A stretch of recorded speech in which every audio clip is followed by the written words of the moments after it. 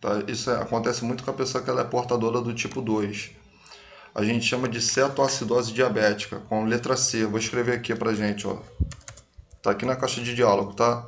Cetoacidose diabética, tá? Ela é muito conhecida como CAD.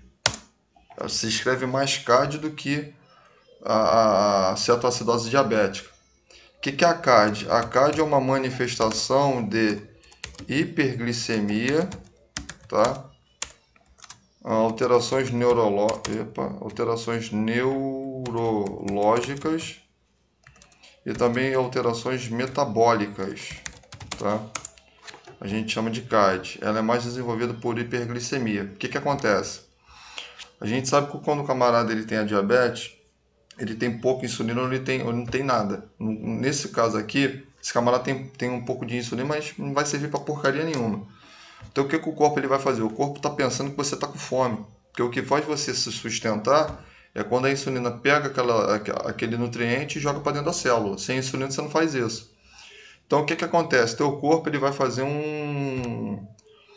ele vai fazer, como é que se fala? Ele vai fazer uma defesa. Então ele vai tentar se defender disso. Então o que ele faz?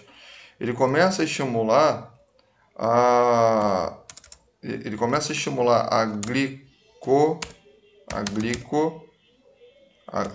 perdão, ele começa a estimular a glicólise, né? O que é glicólise? É a quebra do açúcar que está lá no teu fígado para se transformar em um açúcar menor, ou seja, a quebra do glicogênio em glicose, né? Que aí tenta fazer isso no teu corpo, mas não vai conseguir, né? Ou ele vai fazer um negócio pior, ele vai fazer a gliconeogênese. O que é a gliconeogênese? É um mecanismo que o teu corpo tem de defesa em utilizar um nutriente que não é açúcar e vai transformar ele nisso. Então, tipo assim, ele pega, literalmente, ele pega a gordura, ele pega o lipídio, tá? Ele pega o lipídio para se transformar em açúcar, tá? Ele faz isso. Então, ele pega ali a gordura para se transformar em açúcar. Só que o que acontece? Quando você quebra a gordura, ela se transforma em um nutriente mais fácil para você digerir. A gente chama de corpo cetônico. Então aquele troço ali, o que ele vai fazer? Ele entra ali no corpo do cara, tá? Faz alteração metabólica. A gordura, quando ela é quebrada para virar açúcar, não é muito bom, o teu cérebro não consegue absorver, e aí você desenvolve essas alterações aí. É fatal? É fatal. Ele pode morrer? Pode morrer. Tá? Isso a gente chama de cetoacidose. Das complicações mais comuns que esse camarada tem, ele vai ter uma hiperglicemia. Essa hiperglicemia ela é acima de 200 a 300. Esse camarada pode ter 400 de glicose no sangue, ou até mais, algo que é fatal. Só para você ter uma noção, a Sociedade Brasileira de Diabetes, se eu não me engano, ela fala que, cara, acima de 200 já é perigoso pra caramba. Então imagina você ter 400 troços aí. Então é algo muito perigoso, né? É que às vezes a gente vê assim em casa, ou até no vizinho, pô, meu tio ou meu vizinho, pô, a insulina dele fica 400. Então a gente falando parece que é algo normal. Ah, tá 400, né? E aí tu ri, tu até brinca. Isso é perigosíssimo, isso é muito perigoso. Não pode ser perigoso agora, mas daqui a pouquinho vai ser algo perigosíssimo. Então, tipo assim, tem que tomar muito cuidado com isso. Então, ele vai ter uma hiperglicemia, ele vai ter alteração neurológica, ele vai ter taquicardia, ele vai ter taquipneia, o pulso dele vai ser um pulso fino, tá? E ele vai ter alteração neurológica, mas ele pode apresentar até coma. Então, é algo bem perigoso, né? Isso a gente chama de CAD. Então, por isso que para a gente prevenir essa CAD, o camarada ele tem que tomar o que geralmente? Tem que tomar a insulina, né? Ele toma ali a insulina para a gente prevenir essa CAD ou os medicamentos hipoglicemiantes. Tá legal? Tranquilo? Isso a gente chama de CAD. Tem outras também síndrome, que é a síndrome hiperosmolar, né? Onde o paciente ele pode desenvolver um tipo de diabetes. Eu não sei se vocês já ouviram falar dessa diabetes. A gente chama de diabetes insípidos. Alguém já ouviu falar dela? Existe esse tipo de diabetes. Diabetes insípidos. Onde consiste o quê? No aumento exacerbado de eliminação de urina. Tá? Isso se desenvolve por uma alteração que o diabético tem. Por quê? Porque a palavra diabetes, ela não significa aumento de açúcar. Diabetes vem do grego, significa passagem de água do sifão. O que é sifão? Sifão é um cano que tem debaixo aí da pia da cozinha de vocês, meio torto, como se fosse um gargalo. Aquilo ali se chama de sifão, né? Então, o camarada, quando viu aquilo, viu que o camarada estava urinando muito, né? Descobriu não, né? Batizou o nome através disso. Tá legal? Diabetes, vem do grego, tá? Larissa perguntou se eu poderia citar alguns desses medicamentos hipoglicemiantes. Cara, tem um medicamento hipoglicemiante, a gente chama de metformina. Já ouviu falar dele? Metformina? Glifágio, já ouviu falar dele?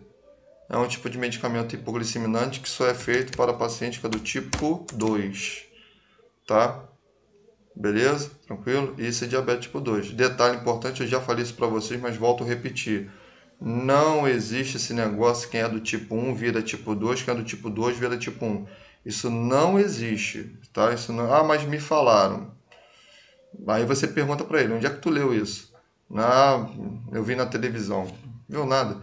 Então, tipo assim, não tem nada a ver. O que acontece é que a pessoa que era do tipo 2, o camarada desenvolveu isso, não é porque ele tinha um problema no corpo.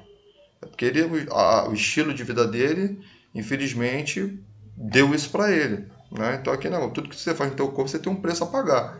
Então o preço que ele pagou, né, por os fatores ali dele, foi desenvolver a diabetes. É um preço que ele está pagando agora, infelizmente.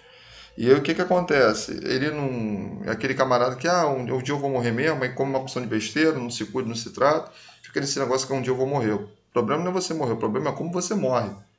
Né? Aí o que que acontece? Chega uma hora que o pâncreas, isso pode acontecer, chega uma hora que o pâncreas ele para de produzir insulina, literalmente ele parou. Aí, meu irmão, aí já era.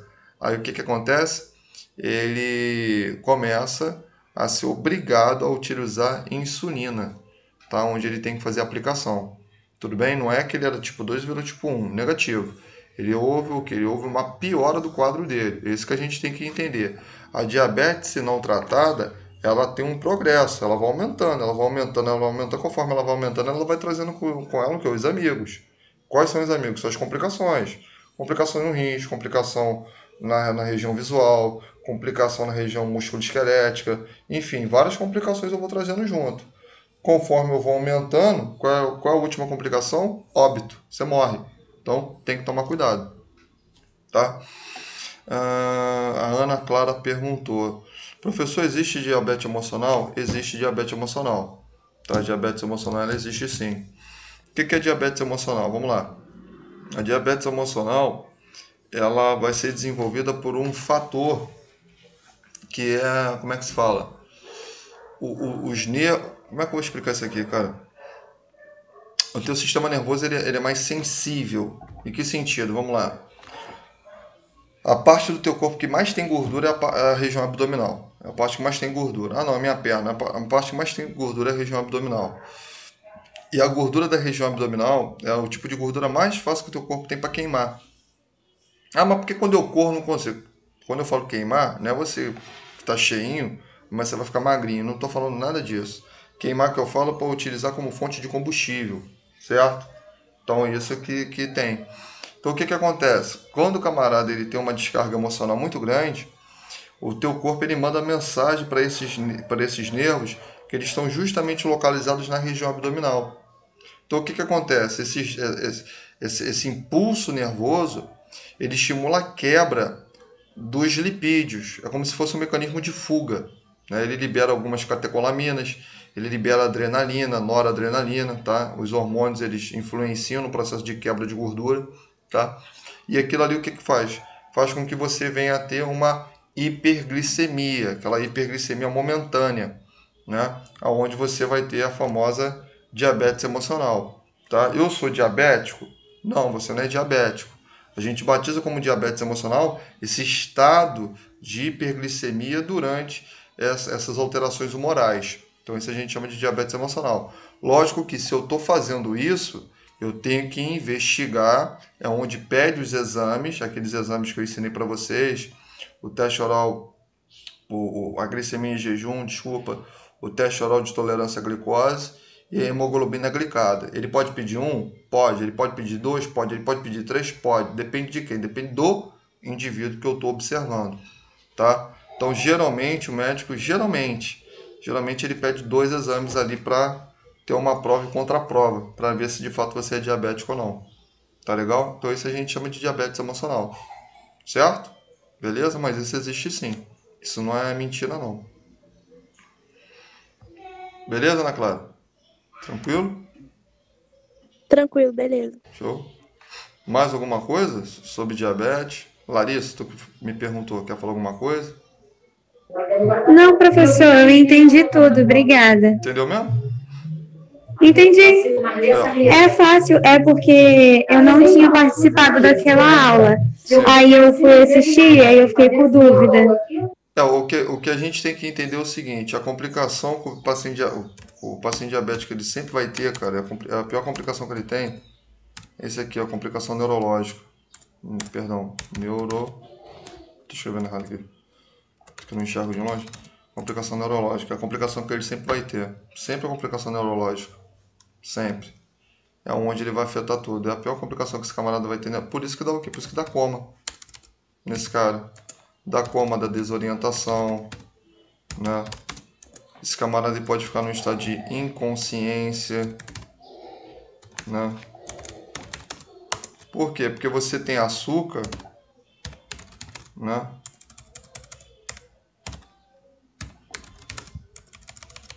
Opa. Você tem açúcar, mas o que que acontece? Teu corpo não absorve. Esse é o problema todo. Entendeu? Você não absorve. Não, onde vai apresentar isso aqui que eu acabei agora de escrever. Coma é diferente de inconsciência. Estado de inconsciência, você está indo inconsciente. Você não consegue ali interagir com o ambiente externo. Coma é estado comatoso, né? Nível de consciência bem aprofundado, que muitas das vezes requer até equipamento aqui. Geralmente, inclusive, até respiratório. Tá? O senhor disse que em diabetes insípida está aumentando o que mesmo? A diabetes insípida é um aumento, tá? Exacerbado, tá? De eliminação, tá? Constante de líquido, tá? Ou seja, através aqui da urina, tá? Esse camarada aqui vai ter complicação. Qual o problema todo? Imagina quando você está eliminando esse líquido, o que, que tem dentro da urina desse cara? Adivinha? O que, que tem dentro da urina dele? Glicose. Glicose é para sair do teu rins? Não, você reabsorve a glicose através dos rins, tá? Rins ele faz o controle também do açúcar do teu sangue, para quem não sabia disso. Só que nesse caso eu estou eliminando glicose. Imagina você, quem tem piscina de azulejo aí em casa aí? Alguém tem piscina de azulejo? Ninguém? Mas todo mundo já foi na piscina de azulejo. Tu tem? Então, aí o que que acontece? Você não tem ali aquela peneirinha que vai ali aspirando aquela sujeira que está lá no fundo do chão? Imagina se eu tenho uma pedra ali e você, com aquele aspirador, você passa o aspirador rente à pedra. Aquela pedra ela vai ser sugada, vai lá pro filtro lá da bomba da tua piscina. O que, que acontece quando aquela pedra entra lá no filtro? Ela arrebenta aquele filtro todinho. A mesma coisa vai acontecer com o teu rins. Essa pedra é a glicose, que está sendo eliminada pelo esse filtro que é o teu rins. Vai arrebentar esse rins todinho nesse cara, onde ele vai desenvolver a insuficiência. É uma delas, né? Não, primeiro ele vai ter isso aqui, ó. Vai ter uma coisa que a gente chama de estenose renal. Sabe o que é estenose renal? Estenose renal é gordura nos rins, tá? Rins engorda, engorda, né? Gordura nos rins. E isso aqui pode levar a um quadro de insuficiência. Insuficiência o quê? Renal, tá? E aí já era. Tudo bem? Esse é o problema todo que vai acontecer com esse cara, tá? Não só ele, né? Isso aqui é que a gente tá falando que é um quadro que severo, né? Mas a pessoa que ela é diabética e que ela não faz nenhum tratamento, ela também vai desenvolver essas complicações, principalmente complicação no rins. Então, é bem perigoso isso aqui. Tá legal? Tranquilo? Beleza? Alguém quer fazer outra pergunta?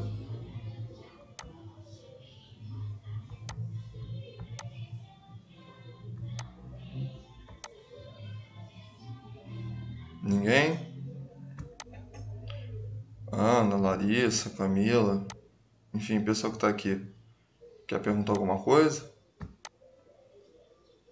Não, tá de boa?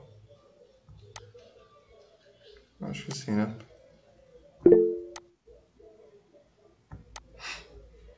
Diabetes é um tema legal pra falar. Tem muita coisa que é de diabetes, muita coisa. É muita coisa. Isso aí é, assim, um resumo, mas é muita coisa que diabetes tem. É coisa pra caramba. Aí a diabetes você pode tratar ela com medicamento e também com cirurgia, tá? Pode se tratar também com cirurgia. Uma delas é a cirurgia bariátrica, tá?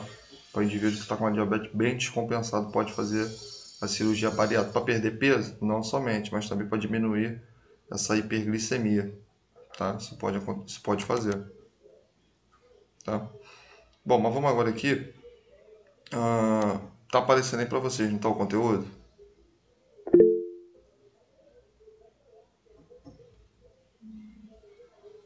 Eu vou botar para quarta-feira, tá? Como é a última aula, eu vou jogar para quarta-feira agora. Tá legal? Tranquilo? Quarta-feira agora eu falo sobre a aplicação dos medicamentos pra gente, tá? Que aí eu encerro essa parte aqui da teoria e aí na quarta-feira eu vou falar só sobre os ângulos de aplicação. Tudo bem? Que aí fica mais tranquilo pra gente, tá? Ó, deixa eu ver aqui o que o pessoal tá falando. Tranquilo, minha amiga? Ó, confirma pra mim se tá aparecendo alguma coisa pra vocês aí.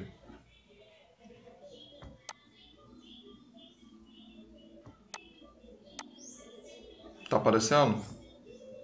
A tela? Vamos lá. Isso aqui é um tema fácil, tá? Isso aqui é um tema bem tranquilo, que a gente chama de antimicrobiano, tá? O que são os medicamentos antimicrobianos? Tá? Medicamento antimicrobiano são medicamentos que eles têm por finalidade justamente que destruir os micro-organismos, tá? Especialmente as bactérias. Por quê? Porque é mais fácil você ter contaminação, tá? Falando a nível hospitalar, tá? Não tô falando desse surto agora, desse surto. Tô falando dessa pandemia que a gente tá vivendo, não. Tô falando que é mais fácil a gente ter infecção bacteriana do que infecção viral. É muito mais fácil. Por quê? Porque a capacidade que a bactéria tem de se propagar, tá? É bem diferente que os vírus. Porque o vírus ele só consegue fazer uma propagação a partir do momento que ele se encontra o quê? Que ele se encontra dentro de um indivíduo. Porque fora disso ele não tem metabolismo nenhum. Por isso que os biólogos eles tratam que aquilo ali não é um organismo vivo, né? Porque ele não apresenta nenhum tipo de atividade.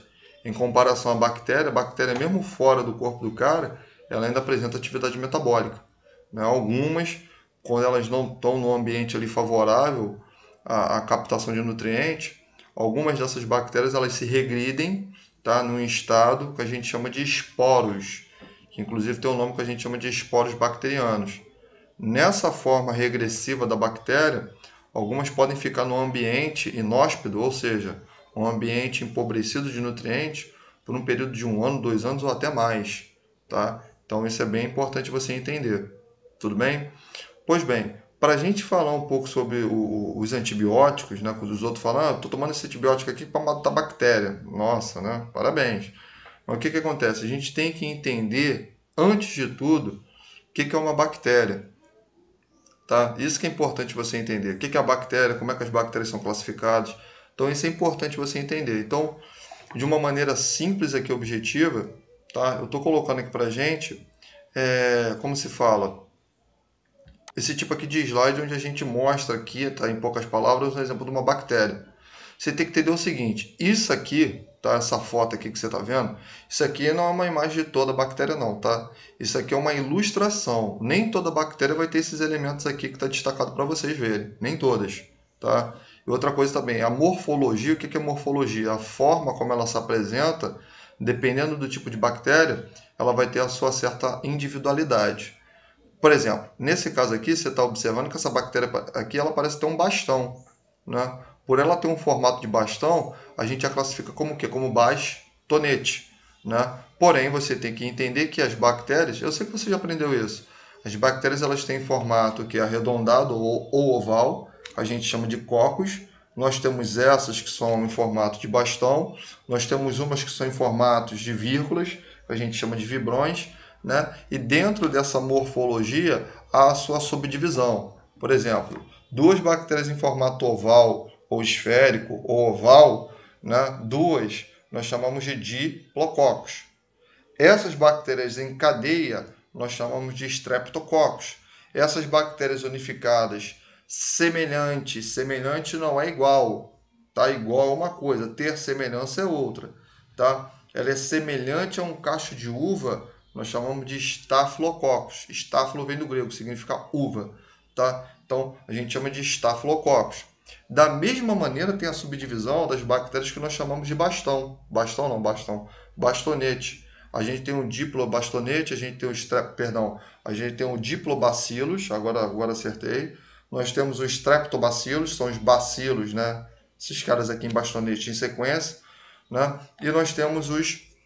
Não, é só isso mesmo, né? Então são esses tipos aqui de bactéria que a gente tem.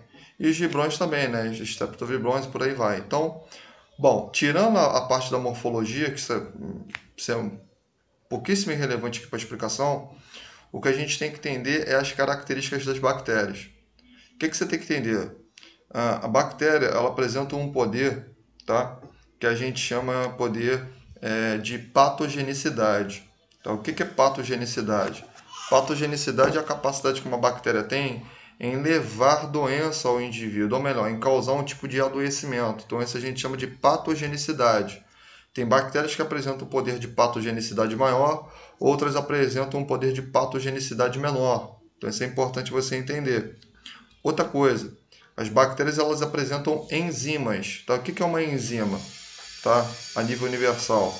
Enzima é uma substância que ela tem poder tanto de aumentar uma produção, por exemplo, proteína, quando ela entra no teu corpo ela vira aminoácido, parte do aminoácido se transforma em enzima, que essa enzima ela ajuda o quê? Ela auxilia na hipertrofia.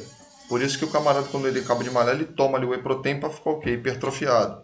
Tá? E outras enzimas elas têm o poder de catabolizar, de quebrar algumas coisas. No caso, as enzimas bacterianas, algumas delas têm o poder de justamente degradar antibióticos. Então, algumas bactérias que têm esse poder de degradar antibióticos, elas apresentam um poder de patogenicidade maior. Por quê? Porque a partir do momento que eu consigo quebrar uma molécula de antibiótico, isso aumenta mais a minha chance de o quê? De levar uma doença para aquele indivíduo. Com isso, o que acontece? Esse tratamento ele pode perdurar mais tempo. Tudo bem? Tranquilo? Está dando para compreender? Está dando para entender certinho? Então, isso a gente chama de patogenicidade. Então, o que vai acontecer? Vamos lá, vamos aprender aqui por parte. Você tem que entender o seguinte, tá? As bactérias, elas têm, né, o seu DNA, tá? Espalhado aqui, tá? No seu citoplasma, né? Esse citoplasma aqui bacteriano, tudo bem? Perdão, nessa membrana plasmática aqui, tá? Esse DNA, cara, ele não fica no núcleo, tá? Esse DNA ele fica assim solto. Então esse DNA aqui solto aqui, tá? Ele parece um pouco como se fosse um núcleo, tá? Ele fica no centro. Por ele parecer, eu não digo que ele é, mas por ele parecer um núcleo, a gente chama de nucleoide. Oide vem também do grego, significa em formato de. Ou seja, nucleoide é em formato de núcleo. Ele tem um formato parecido com o núcleo, porque ele se encontra bem ao centro aqui dessa bactéria. Essas bactérias, o que acontece?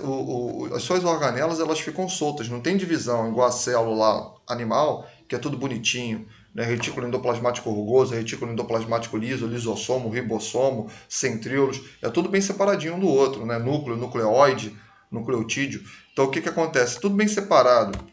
Né? E não tem isso aqui é solto esse troço. A única coisa que a gente tem é o seguinte, a gente tem uma membrana plasmática, tá? Algumas bactérias vão ter justamente, além dessa membrana plasmática, uma capa, tá? Uma capa que protege esses materiais. Essa capa ela é bem resistente, ela é bem sólida. Por ela ter essa solidificação, a gente acaba adotando ela como uma parede celular. Tudo bem? Tranquilo?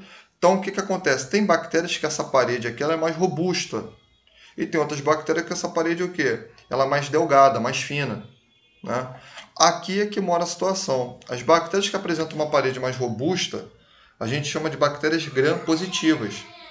E as que apresentam uma parede mais delgada, mais fina, a gente chama de bactérias gram-negativas, certo?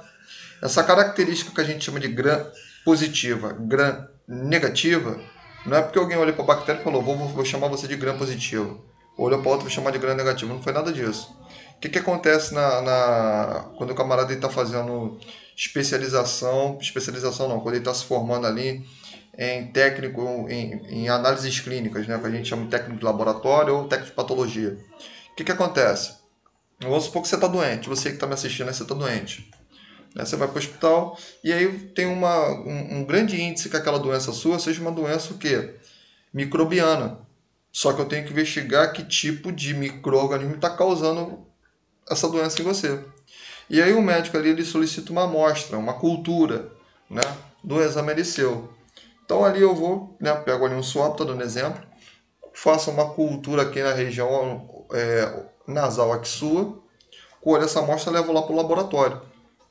Né? Levei para o laboratório, aí tem um técnico aqui no laboratório, ele pega aquela amostra que está ali naquele swab, ele pega ali uma placa de vidro, a gente chama de placa de Petri, tá? Petri, você lembra do BBB. Então o que acontece nisso aqui? É uma placa de Petri, e eu vou justamente inocular aquele conteúdo ali, tá? Só estou dando exemplo aqui. Peguei aquilo, esfreguei ali naquela plaquinha, e é onde a gente vai começar as brincadeiras. Que brincadeira é? O camarada ele vai começar literalmente a pigmentar a bactéria. A gente vai começar a fazer uma coloração, colorir ela. E aí o que a gente tem? A gente tem vários corantes para pigmentar essa bactéria. Só que o que acontece? Aquilo ali, cara, eu tô com uma amostra dentro de uma placa. Então, a olho nu, eu não sei quem está ali. Porque a olho nu, bactéria não é toda corada assim, igual essa foto que você está vendo. Isso aqui é uma ilustração. Bactéria, o que acontece? Ela é, abre aspas, ela é incolor.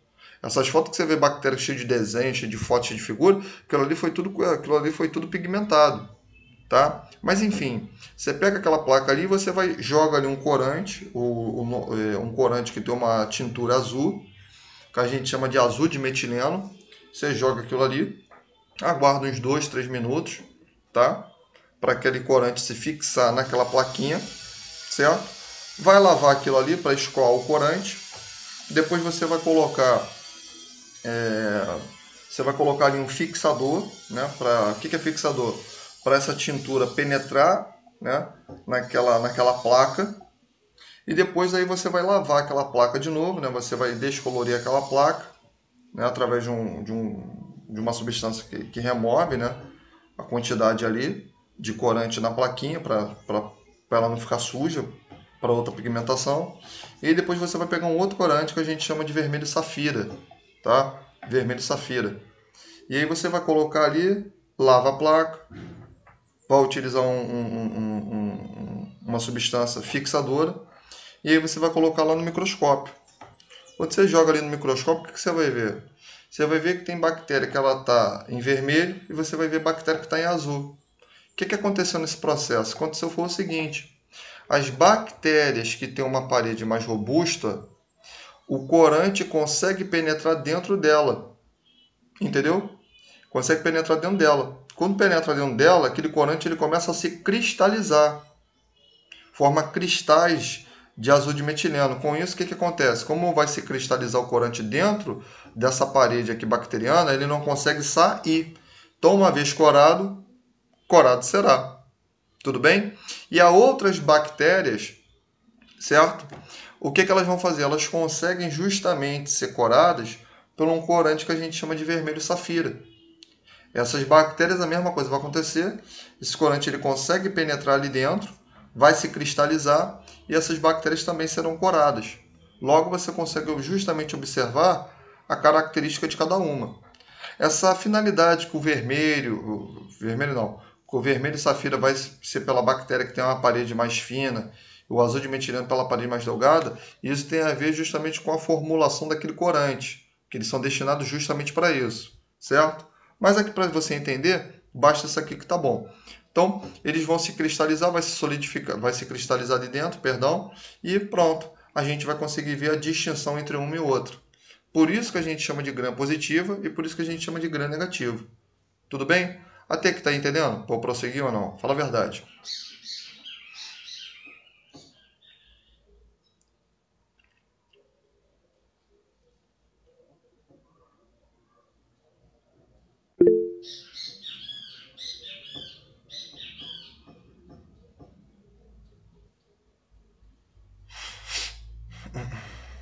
Tô conseguindo entender essa parte aqui direitinho? Tá tranquilo?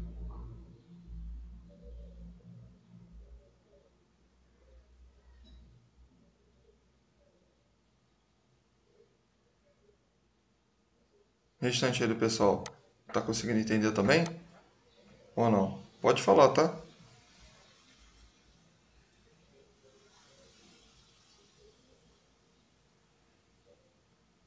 Tá? Ok. Posso então prosseguir então?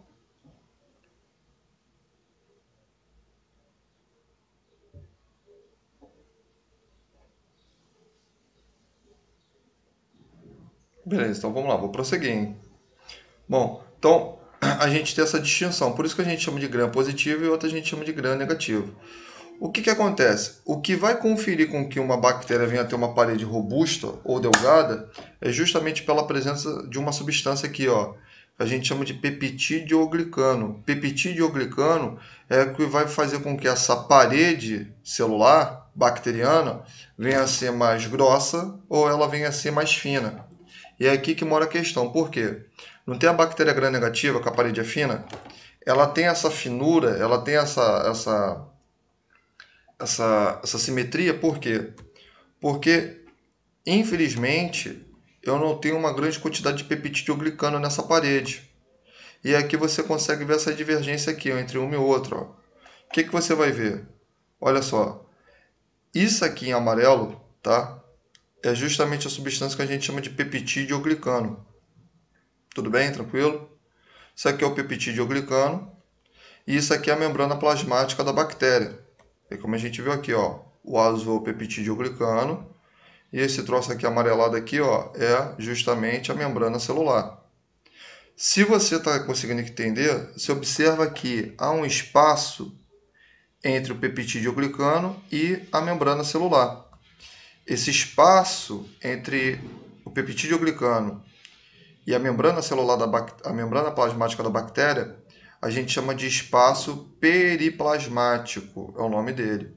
Espaço periplasmático. Então, o que vai acontecer? Preste atenção. As bactérias que elas são gram-positivas, esse espaço aqui ele será preenchido pelo aumento da produção de peptidioglicano. Com isso, faz com que essa parede ela venha a ser o que? Mais robusta, mais grossa.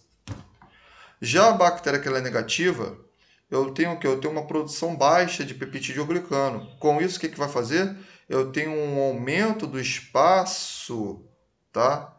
Periplasmático. Observe que há um espaço aqui, ó, no lado de cá, no lado de lá. O que acontece? Esse espaço periplasmático, essas bactérias que têm esse espaço dentro delas, aqui elas vão produzir as enzimas que conseguem destruir os antibióticos. Essas enzimas, tá, que conseguem destruir os antibióticos, tem dois nomes.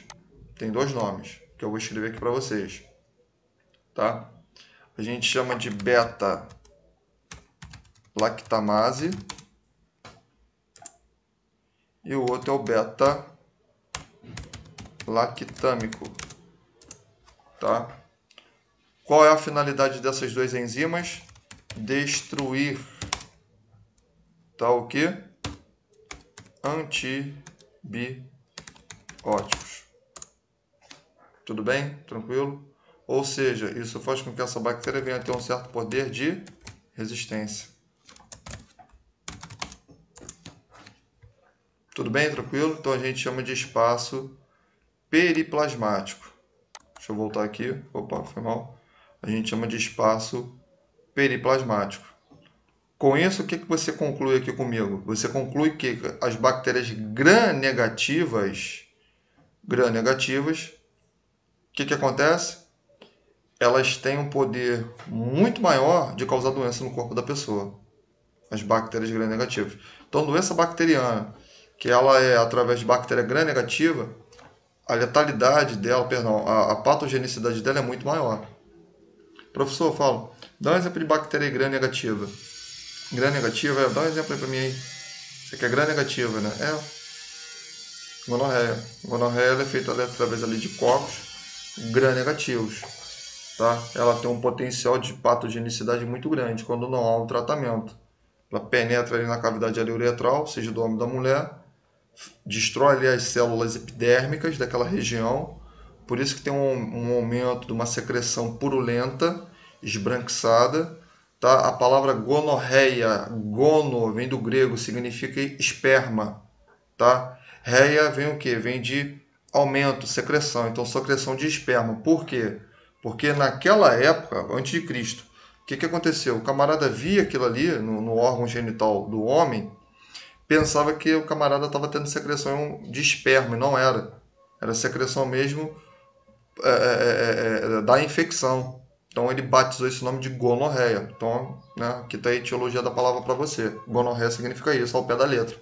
Tá? Então o poder de patogenicidade dela é muito grande. E é pior na mulher. Por quê? Porque na mulher você já viu, né? Contamina ali a cérvix uterina, né? Contamina ali o útero daquela mulher, vai para o ovário, leva infertilidade. Aquilo ali piora, contamina a região abdominal da mulher. Abdômen, sim. Sabe o que é abdômen? Porque o teu útero fica na região abdominal. Né? Fica lá na região hipogástrica, que é muito comum você falar de pé da barriga. Barriga não tem pé nem boca. Barriga é barriga. Então, a região lá no fundo dela a gente chama de região hipogástrica. O problema todo é que essa infecção ela pode se generalizar. Então, vai contaminando outros órgãos. Você tem um quadro de infecção na região abdominal. Você tem um quadro de peritonite. Isso eu estou falando em quadro bem agressivo.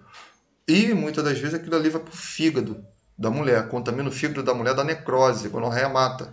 Tá? E aquilo ali você tem um quadro de infecção generalizada. Outra coisa também da gonorreia, tá? A nível de conhecimento, o que acontece? Só concluindo aqui a explicação, eu já te respondo. A pessoa também pode ter conjuntivite por esse tipo de bactéria. Tá? Ué, mas como assim?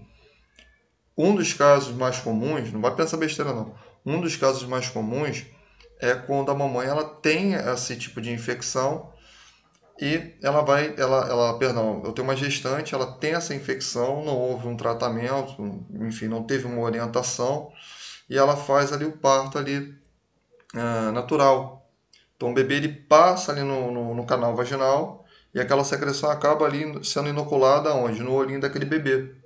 Logo, o que ele tem? Ele tem uma conjuntivite neonatal. Causa cegueira, causa complicação neurológica, pode causar retardamento mental e muitas das vezes pode levar ele a óbito.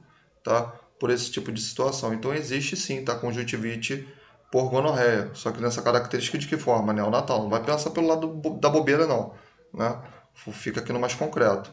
Quais são os sinais e sintomas? Foi o que me perguntaram aqui. Secreção purulenta, de característica esbranquiçada, dificuldade para urinar. Essa dificuldade para urinar não é que você não consegue urinar, você até consegue, mas você vai conseguir urinar com uma dor infernal. Tá? Sangramento, e a gente pode ter também dispareunia. O que é dispareunia? É dor no ato da relação sexual.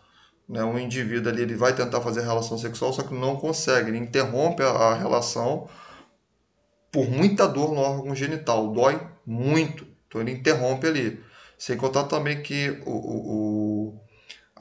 nesse caso ali, por exemplo, a vulva, né, da mulher, ela inflama, fica bem avermelhada, fica bem aflorada, a infecção da vulva, né? Da vulva e da vagina. Vulva é a parte externa, a vagina é a parte interna. A gente chama de vulvovaginite.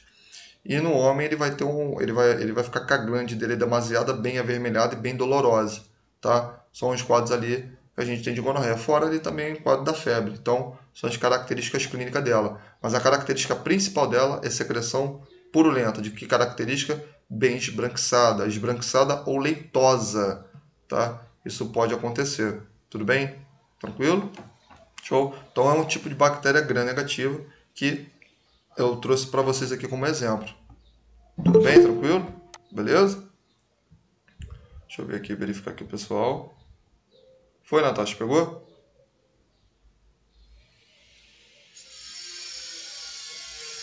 essas partes que vocês gostam, né? Então, ó, eu gosto assim de ST, né? Geralmente o pessoal gosta mais. Aí, o que que acontece? Deixa eu só focar aqui para ele. Então, a gente tem essa divisão entre um e outro, tá? Outras bactérias, elas também vão ter fímbrias. O que que são fímbrias? Fímbrias, tá? Tem um cara aqui do pão que está buzinando. Fímbria são como se fossem tentáculos.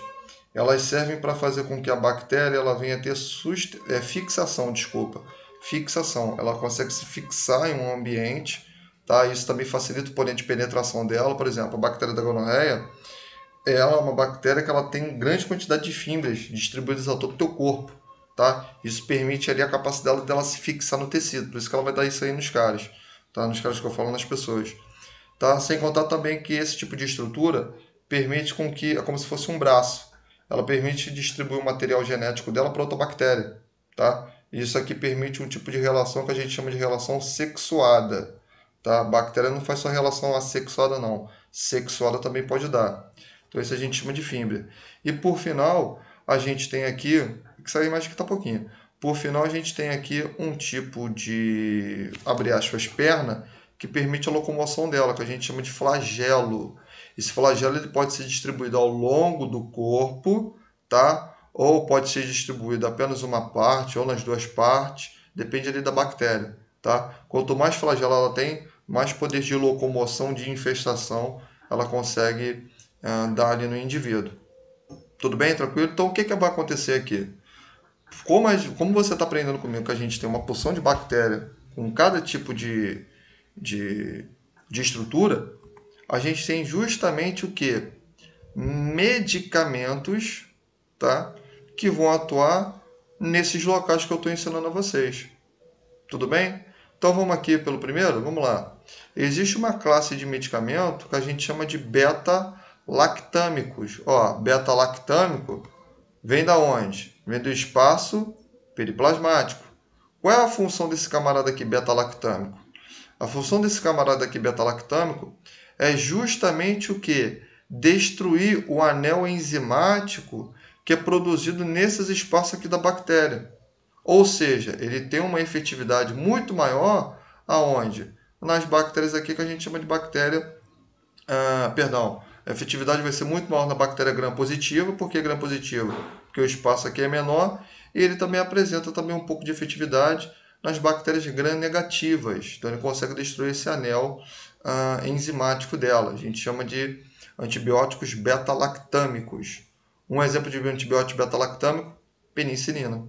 A penicilina é um tipo de antibiótico que ela vai justamente fazer isso. O que ela vai fazer? Ela vai quebrar esse anel enzimático da bactéria. Com isso, o que acontece? Eu quebrando essa capacidade dela de fazer essas substâncias, eu consigo ali destruir ela. Por isso que muitas das vezes quando o camarada está tomando antibiótico, ou ele faz tratamento com antibiótico, ou ele faz tratamento com 2 antibióticos. A gente faz uma interação medicamentosa. Por quê? Porque esse antibiótico ele consegue justamente ali atravessar esse tipo de bactéria. Tudo bem? Tranquilo? Beleza? Show? Tá dando para entender?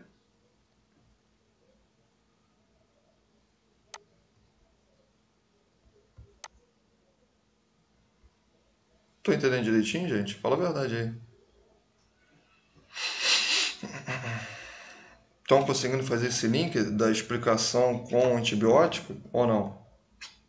Pode falar a verdade, eu não esquento a cabeça não. Aonde que você quer que eu volto? Fala pra mim aí. Aonde?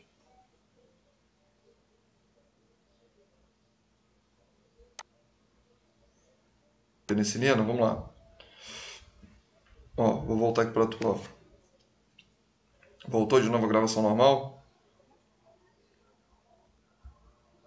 Voltou? Confirma pra mim aí pra eu poder te explicar. Então vamos lá, ó. Vou voltar aqui, tá? Presta atenção. Ó, a gente falou, né, desse espaço periplasmático que as bactérias possuem. Beleza. Então o que acontece? Tem uma classe de medicamento, certo? Que se chama beta-lactâmico. O que esse medicamento aqui ele faz? Esse medicamento ele é muito utilizado, tá, para as bactérias que apresentam esse espaço periplasmático. Tá aqui onde eu tô, perdão. Tá aqui onde eu tô passando aqui a seta do mouse, ó. Certo?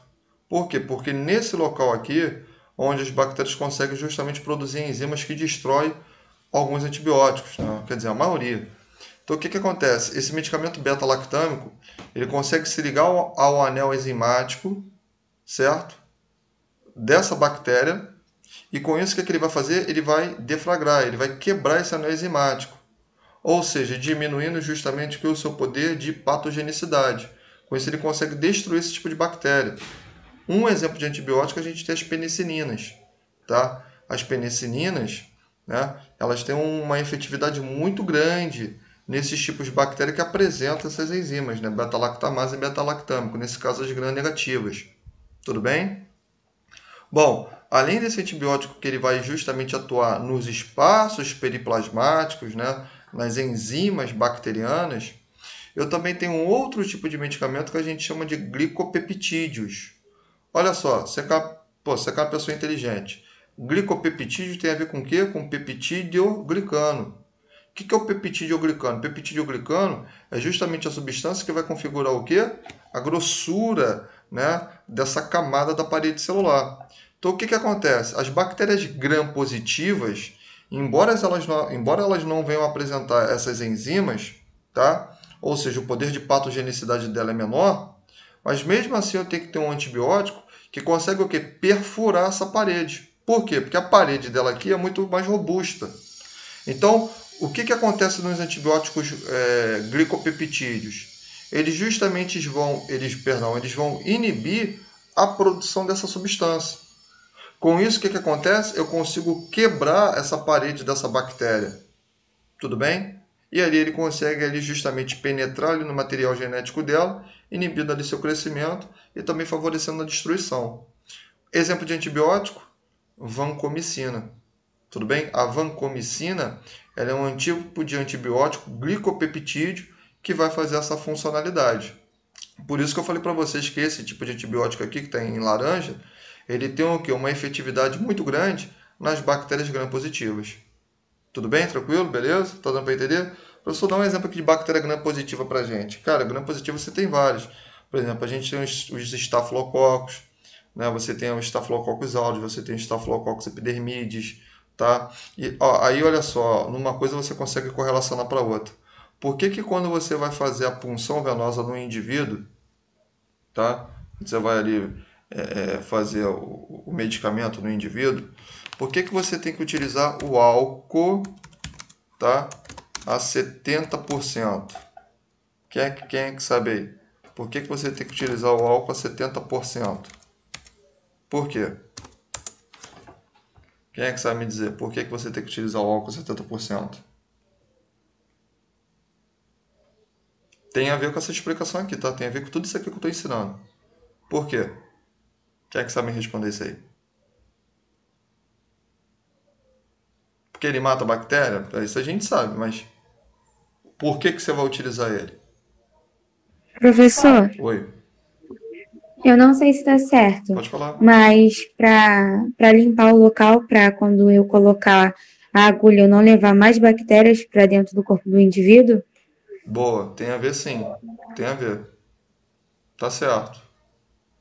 Só que falta só mais um pequeno detalhe, mas tá certo, não tá errado não. Tá certo. Não tá errado não. Se fosse uma questão de prova, tu tinha já estaria já teu ponto garantido. Mas falta só você temperar isso aí. Quem é que se arrisca aí? Junto com a Larissa. Larissa acertou, tá certo. Só falta só o tempero ali. Quem é que se arrisca aí?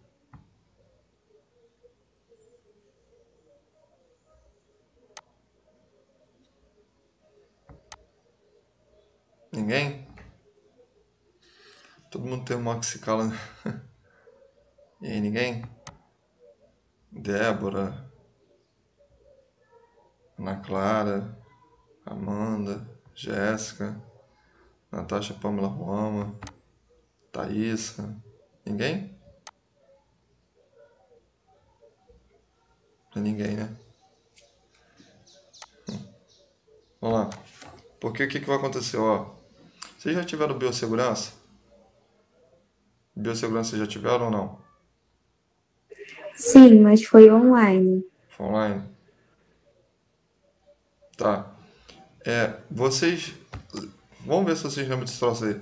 Vocês lembram desse negócio que teu professor ou sua professora ensinou? Flora bacteriana?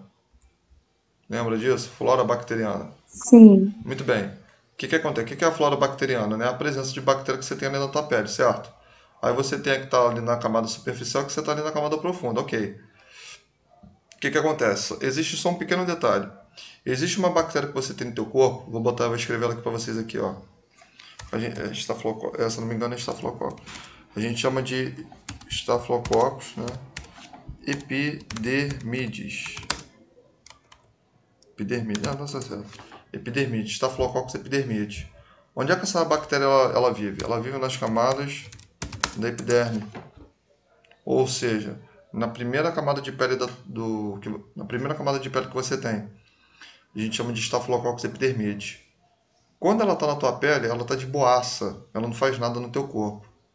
O grande problema é quando ela sai da tua pele e ela entra, sabe aonde? Na corrente sanguínea. Por quê? Essa bactéria ela tem uma enzima que a gente chama de coagulase. Adivinha para que serve? Ela estimula a coagulação do sangue. Quando ela entra no corpo da pessoa, no sangue dessa pessoa, ela vai estimular o processo de coagulação do sangue. Com isso, o que vai aumentar? Aumenta a chance desse indivíduo desenvolver o quê? Trombos. Esse trombo pode formar um êmbolo, desenvolvendo um quadro de embolia. Sem contar que, dependendo ali da situação, eu posso até aumentar a viscosidade do sangue. Então, quando você utiliza o álcool a 70%, você está utilizando justamente para quê? Para inibir essa bactéria. Olha só que legal. Dela entrar dentro do sangue desse cara. Por isso, quando você... Isso é lá em Fundamentos. Quando você estiver lá em Fundamentos, você vai ter aula prática, tá, de injetáveis. Então, tudo que você vai aprender comigo na quarta-feira, essa teoria, a pessoa já está cansada já disso, você vai estar lá em Fundamentos, você vai aprender lá fora os outros e tudo mais. Então, quando você pegar ali a apostila de Fundamentos, tá, vai estar ali a indicação para a escolha, tá, da via de acesso, e ao lado vai estar as complicações. Dentro das complicações da administração de medicamento endovenoso, está ali a formação ali de trombos. Está ali a complicação de flebite. Flebite, para quem não sabe, é inflamação da veia. Por que tem trombo e flebite? Porque a bactéria vai fazer isso no cara. Deu para entender? Então, por isso que você joga o quê? O álcool a 70%. Para justamente inibir a produção, a proliferação e também para você o quê? Evitar com que essa bactéria ela penetre dentro do corpo do cara. Porque quando ela penetra no corpo do cara, ela pode ir para o coração desse indivíduo. Sabe o que esse camarada ele pode ter? Ele pode ter uma endocardite. Endocardite, ele pode ter problema no coração. Por causa da bactéria. Que isso? Pode acontecer? Pode acontecer. Por isso que cirurgia você tem que fazer o quê? Você tem que fazer uma limpeza ali naquele cara, você dá um banho nele. Depois, quando ele vai para lá, você limpa ali aquele local onde você vai fazer o corte nele. Tem que ter todo um procedimento estéril ali para você fazer a cirurgia do cara. Porque você está levando aquela bactéria para dentro do corpo dele. Tudo bem? Tranquilo? Então, é justamente essas coisas que você tem que entender. Essa bactéria, vamos supor, infelizmente, camarada, coitado, teve a contaminação, né? Ele teve a contaminação, isso é bem claro. Se você pega ali um laudo do médico, está escrito Staphylococcus epidermidis, é que provavelmente, na maioria das vezes, foi por um descuido dos profissionais. Descuido profissional em que sentido? Ele foi fazer uma punção, não fez a punção ali com o material, né? E levou aquela bactéria para o corpo do cara. Tudo bem? Tranquilo? Então, a gente tem que tomar cuidado. Quando tem essa contaminação, aí os médicos eles vão geralmente utilizar antibióticos de grande aspecto e um deles, dependendo da bactéria que está no sangue do cara, a gente chama de glicopeptídeo. Tudo bem? No primeiro momento ele tem uma sepse, né? O que é uma sepse? É uma infecção ali naquela região, né? Ou seja, local. Aquilo ali pode fazer o extravasamento, a gente chama de septicemia, né? Que é a presença da infecção na corrente sanguínea. Antes disso tudo, quando você tem presença de bactéria no sangue, a gente chama de bacteremia, que é a presença de bactéria ali no sangue do cara. Aí fala comigo. Fala comigo. Professor, Pode falar. Na aula que o senhor gravou da quinta-feira, eu estava assistindo, o senhor disse que ia enviar um livro pra gente. Pô, rapaz, essas coisas vocês têm que me avisar lá no grupo, cara. Tem muita coisa pra eu gravar. Mas eu envio. Eu mando Vem cá, faz pra mim um e-mail de vocês. Faz pra mim o e-mail da turma. Isso aí é com a representante, professor. Faz pra mim o e-mail da turma. Porque o livro é muito pesado. Não dá pra eu enviar pra vocês pelo grupo. Porque são 1.300 páginas. O WhatsApp não suporta. Então, eu vou falar lá no grupo para ela fazer, para o senhor mandar pra gente. Manda que eu envio. Não tem problema nenhum, não. Só me avisar, tá? Fala, professor, manda pra mim o livro. Mas eu vou precisar do e-mail da turma. Por quê? Porque eu envio para vocês em forma de OneDrive, né? Fica armazenado na nuvem. E aí, pô, todo mundo pode pegar, todo mundo pode acessar. Tá legal? Só mandar. Manda pra mim que eu envio pra Obrigada, vocês. professor. Nada. Isso aí não tem problema não, porque no WhatsApp ele não vai carregar. Tem como eu compactar o arquivo, pô, mas isso me dá um trabalho danado. Aí é mais fácil criar um e-mail e mandar para vocês. É muito mais fácil, tá? Aí demora, ele vai carregar, né? Acho que tem um limite, né? Acho que tem isso. Já tem 100 mega, né?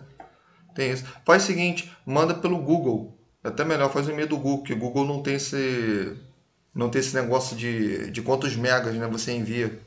Acho que tem esse negócio aí mesmo. Faz o e-mail do Google que eu mando para vocês. Eu tenho e-mail também do Google e pronto, o Google, aí fica tranquilo. Aí todo mundo pode acessar isso aí. Tá legal? Beleza? Aí fazendo já mando já pra vocês já. Que não tem dor de cabeça não. Tá bom? É livro bom, é livro de farmacologia, farmacologia básica, farmacologia clínica. Agora a única coisa é o seguinte, a leitura é um pouco trabalhosa, tá? Ela não tem uma leitura como é que eu vou falar? Ela não é tão resumida, entendeu? Ela é bem aprofundada. É bom que a gente aprende mais. Sim, ela é bem aprofundada. Mas assim, eu não tô falando que ninguém é capaz não, tá? Pelo amor de Deus. Mas ele é bem aprofundado. Então tem alguns nomes assim que, por exemplo, vocês nunca viram, não tem problema nenhum. Dá uma pesquisada que vocês vão entender. Tá? Mas vale a pena, é um livro bom. Tem eu tinha vários, né? Mas aí eu, eu formatei o computador e eu baixei esses dias agora outro livro. Crio um e-mail que eu mando, tá? Mando pra vocês aí sem dor de cabeça nenhuma. Tá legal? Esse é livro para graduação, né? O pessoal estuda farmacologia, principalmente o pessoal que faz farmácia, né? Então tem que estudar isso aí bem aprofundado. Mas é interessante. Algumas coisas que eu trago para vocês, geralmente eu fico dando a pesquisar no livro, só que eu resumo, né, o que o livro está querendo falar, tá? Eu indico uns livros, como é que é? Peraí.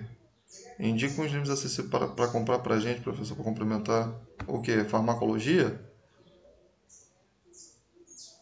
Tem farmacologia só que você está falando ou no geral? Eu tenho. Eu tenho livro, tenho opção de livro em PDF. Mas faz o link da turma que eu mando todos esses livros que eu tenho aqui para vocês. Tá? Não precisa comprar nada não, é caro pra caramba, pô. Esses livros é caro pra caramba. Cada livro é 300, 400 reais, 600 reais cada livro. Entendeu? É muito caro. Mas eu tenho ele em PDF. Faz o e-mail da turma que eu mando pra vocês. Tá? Porque às vezes você vai comprar um livrinho assim de loja assim, é 60 reais. Pô, quando você vai ver o livro é horrível. Não vale a pena. Um livro que custa 20 reais, o camarada vai te empurrar por 80 reais. Então, tipo assim, é besteira. Entendeu? Faz o e-mail que eu mando pra vocês esse livro. Tem de anatomia, tem de fisiologia, tem de farmacologia, tem de fundamentos também, tem de enfermagem, de enfermagem médico-cirúrgica, entendeu? Parte de cirurgia também tem tudo. Faz o e-mail que eu mando. Mando logo esse troço todinho pra vocês. Tá legal? Não precisa ficar gastando dinheiro com o livro não. O livro tá muito caro. Principalmente agora. Professor, Oi. lá no Bezerra, você sabe me dizer se tem cursos de instrumentação cirúrgica? Tem. Lá no Bezerra tem curso de instrumentação cirúrgica sim. É E, pós-técnico. tipo, a gente pode fazer depois de técnico de enfermagem, se quiser, ou precisa ter mais alguma coisa? Não, você só vai poder fazer só depois de formado. Que aí entra como. Mas, tipo, depois que se formar no técnico, aí pode Isso, fazer? isso. Só depois de se formar no técnico. Você faz o curso técnico, aí terminou, aí tu vai e faz o curso de instrumentação cirúrgica. Entendeu? Por enquanto vocês não podem fazer ainda não. Tem que primeiro ter, vocês têm que ter, epa, quase me embolei aqui. Vocês primeiro têm que ter a formação, certo? Não é para trabalhar no hospital não, mas você tem que ter pelo menos concluído o técnico de enfermagem. Aí você pode fazer, porque aí não vai entrar como curso, entra como pós-técnico. É de 15 em 15 dias a aula. Por quê? Porque como você já está trabalhando, né? Aí você faz de 15 em 15 dias, até mesmo para trocar plantão, né? Tem isso também, tá? Tem de E é instrumentação quanto cirúrgica. tempo? Rapaz, é tempo eu não me lembro não, porque eu já dei aula já para instrumentação cirúrgica, mas deve até pouco tempo até. Mas o quantitativo de tempo eu não sei. Eu não sei se são 18, eu não sei se são. Acho que são 6 meses, se eu não me engano, é isso mesmo. São 6 meses, 6, 7 meses, um negócio assim. Em 6 meses você conclui o pós-técnico. Tem de instrumentação cirúrgica, muito bom.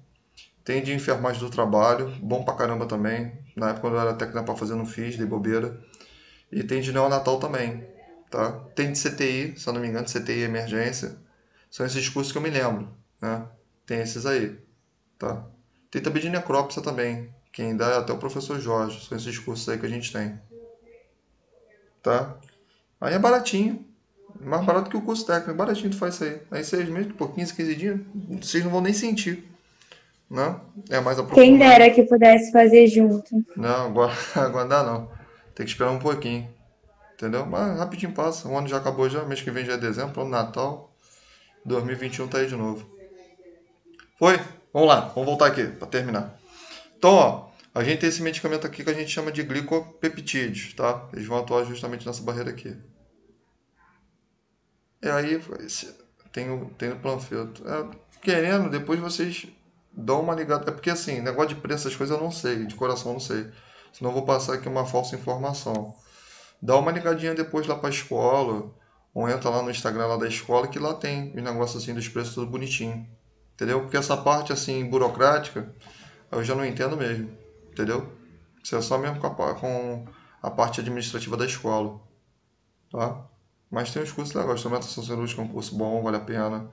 Quer dizer, todos os cursos vale a pena, né? Mas tem uns cursos assim que, pô, de cara você já tem já um feedback maior, né? Instrumentação cirúrgica é legal. Enfermagem do trabalho também é muito bom, né? O piso é 2.750, o piso do técnico de enfermagem do trabalho. Então, tipo assim, vale a pena, não faz nada. Então, tipo assim, em comparação ao hospital, não faz quase nada. Então, tipo assim, vale a pena, né? Vale a pena, tá? Vamos lá.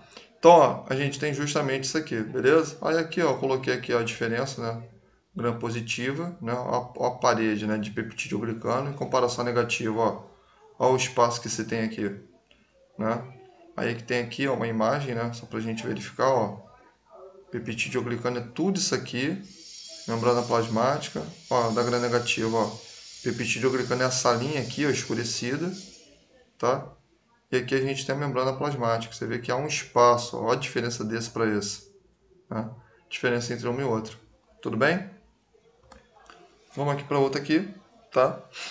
A gente tem um outro tipo aqui de situação que a gente chama de aminoglicosídeos. Tá? O que são os medicamentos aminoglicosídeos? Tá? Que inclusive vocês vão pesquisar. Os medicamentos aminoglicosídeos, tá? Eles são os medicamentos que eles vão justamente agir nos ribossomos bacterianos, tá? Então eles vão atuar justamente no ribossomo bacteriano. O que acontece? Ele destruindo o ribossomo bacteriano ele destruindo, perdão, o ribossomo bacteriano, isso inibe o que? A multiplicação dela. Você tem que entender o seguinte, a bactéria ela se multiplica de forma exponencial, ou seja, ela se multiplica por 2. Ou seja, 2, 4, 6, 12, 24, aí 24, 48, aí depois 48 mais 48 dá quanto? 76, não é isso? Isso. E por aí vai. Então ela se multiplica de forma exponencial. Então é de 2 em 2 ela vai se multiplicando. Só para você ter uma ideia, tem bactéria, se eu não me engano é a Escherichia coli, ela em papo de 5 minutos, não, 2 ou 3 minutos, ela se multiplica em 1 milhão de bactérias. Então, tipo assim, é uma forma muito avassaladora. Então, o que acontece? Eu tenho justamente um tipo de medicamento que ela vai destruir a ligação do ribossomo bacteriano. Por quê? Você tem que entender o seguinte, os ribossomos bacterianos, tá? eles vão justamente se ligar um ao outro, formando um ribossomo que a gente chama de 50S, tá? O ribossomo dessa bactéria aqui. Eles se ligam um com o outro e dá justamente esse tipo de numeração. O que acontece nos aminoglicosídeos? Eles vão atrapalhar essa ligação desses dois ribossomos.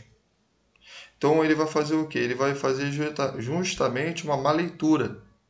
Com isso, o que vai acontecer? Ele impede a ligação do ribossomo, ou ele faz com que esses ribossomos eles venham se ligar, mas venham se ligar de uma forma o quê? Irregular. Então, Professor, oi. você poderia repetir essa parte dos ribossomos? É porque tinha caído a ligação para mim. Vamos lá. Ó, tô voltando aqui, o pessoal que pediu. Então vamos aqui logo no início. O que é um ribossomo? Ribossomo é algo que toda célula tem, que a função do ribossomo é justamente atuar ali no metabolismo, né? Ele atua ali no metabolismo celular e também ele atua também no metabolismo bacteriano. Tá? O ribossomo ali, ele tem essa capacidade. Então o que acontece? Eu tenho um tipo de antibiótico que ele vai justamente atuar aí. Porque se eu destruo o ribossomo bacteriano, o que acontece? Eu inibo ali o metabolismo celular dessa bactéria. Com isso, o que faz? Ela morre. Essa bactéria não consegue fazer a atividade dela, então ela vai morrer. Então eu tenho um tipo de medicamento que se chama de aminoglicosídeos, que eles vão justamente atuar nesse tipo de organela. Então o que acontece? Deixa eu voltar aqui para o slide. É de forma natural o que os ribossomos das bactérias elas vinham se ligar. A unificação desses dois ribossomos forma um único ribossomo, que a gente chama de 50S, é o ribossomo dele. Tá? O que acontece? O medicamento ele vai justamente atrapalhar aqui, ó, na ligação desses ribossomos. Ele atrapalha justamente aqui a formação desse material genético, né, que a gente chama até de RNA mensageiro. Esse M aqui a gente chama de RNA mensageiro. Né? Dentro ali do nucleotídeo a gente tem ali os ribossomos. Então o que acontece? Dentro desse material genético, eles não conseguem fazer o que? A tradução. O que é a tradução? A bactéria ela vai se multiplicar. Então tem bactéria que ela tem um RNA mensageiro que auxilia na tradução dela, na multiplicação dela. Então o que acontece? Para eu ter justamente essa tradução, ou seja, essa amplificação bacteriana, eu tenho que ter a unificação desses dois tipos de ribossomos. O que vai acontecer? Ela atrapalha. Ela vem aqui, ó, por base. Com isso, eles não conseguem se ligar, onde há uma desnaturação. Aqui, ó, eu tenho a quebra. Ou o que eu vou fazer? Eu tenho uma má leitura desse tipo de amplificação. O que acontece? Eu consigo quebrar esse metabolismo celular dela. Então, os aminoglicosídeos eles têm justamente esse poder o quê? De efetividade. Um exemplo de medicamento aminoglicosídeo, tetaciclina, é um medicamento aminoglicosídeo. Um também, estou me fugindo a palavra, eritromicina, é um medicamento aminoglicosídeo. Gentamicina, é um medicamento aminoglicosídeo. Alguém já ouviu falar desses medicamentos? Gentamicina, eritromicina, tetraciclina, tudo com cina. Alguém já ouviu falar desses medicamentos? Eritromicina é o mais conhecido, né? O pessoal conhece bastante. Alguém já ouviu falar? Eritromicina, tetraciclina, gentamicina. Alguém já ouviu falar dessas classes de medicamentos? Ou não? Eu só tinha ouvido do eritromicina. Eritromicina é mais utilizar, né? Inclusive, a maioria das ISTs, IST, para quem não sabe, são as infecções sexualmente transmissíveis. Deixa só o camarada do pão passar, peraí. Só passa quando tô dando aula. Quando tô dando aula, o cara não passa. Já reparou isso? Ó, amanhã minha mãe não passa. Ele vai passar 4h30. Não passa agora. Ó, o que acontece nisso aqui? Até esqueci o que eu tava falando. Tá. O senhor estava explicando sobre a eritromicina. Isso. Aí, o que acontece? A maioria das infecções sexualmente transmissíveis, a eritromicina ela age. A maioria das infecções sexualmente transmissíveis. A gente chama hoje de infecção sexualmente transmissível, porque antigamente era chamada de DST, né? Todo mundo já ouviu falar DST, né? Inclusive nas escolas a gente falava muito disso, né? DST.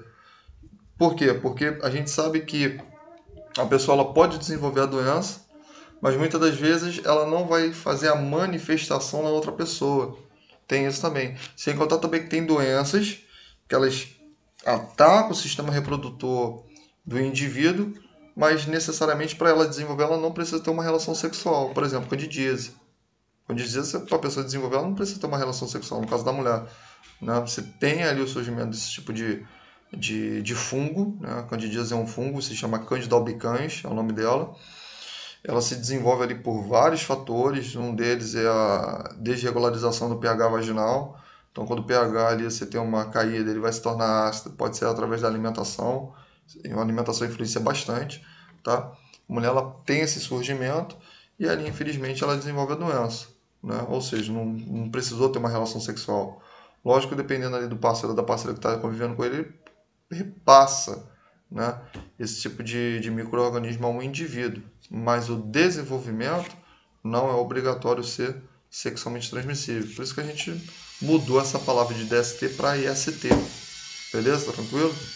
Então, voltando. A eritromicina, ela faz parte dessa classe medicamentosa e ela justamente tem esse poder de atuação.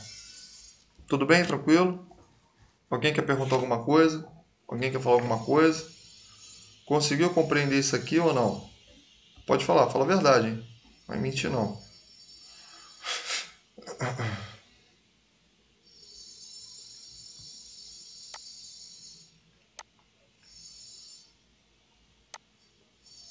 Hein? Bom, vamos aqui para a primeira questão aqui. Ih, rapaz, isso aqui não. Deixa eu ver isso aqui não. Peraí. Olha só. Enfermagem de saúde do trabalhador, ergonomia no trabalho e administração de medicamentos. Vamos lá, ano 2019, banca foi FGV, Prefeitura de Salvador, Bahia, carro para técnico de enfermagem do trabalho. Vamos ver aqui uma primeira questão, ó. Vamos lá. Ao administrar penicilina G potássica, tá? Penicilina, ela faz parte de que tipo de antibiótico? Vamos ver se eu acabei agora de falar para vocês. Que tipo de antibiótico ela faz? Beta-lactâmico, glicopeptídeo ou aminoglicosídeos? Beta-lactâmico. Beta-lactâmico, muito bem. O beta-lactâmico, onde é que ele vai agir? Só para a gente relembrar. Vai? Onde é que ele vai agir, o beta-lactâmico? Nos anéis enzimáticos formados nos espaços periplasmáticos. Esse nome é Boa, muito difícil.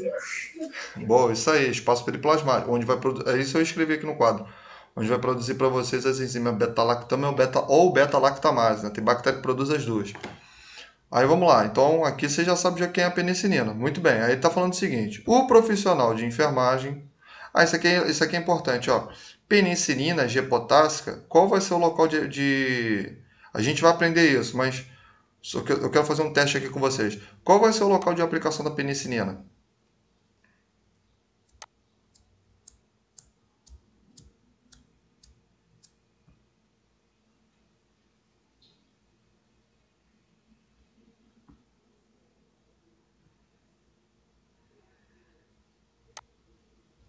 Pode se administrar, né, por via também intramuscular, né?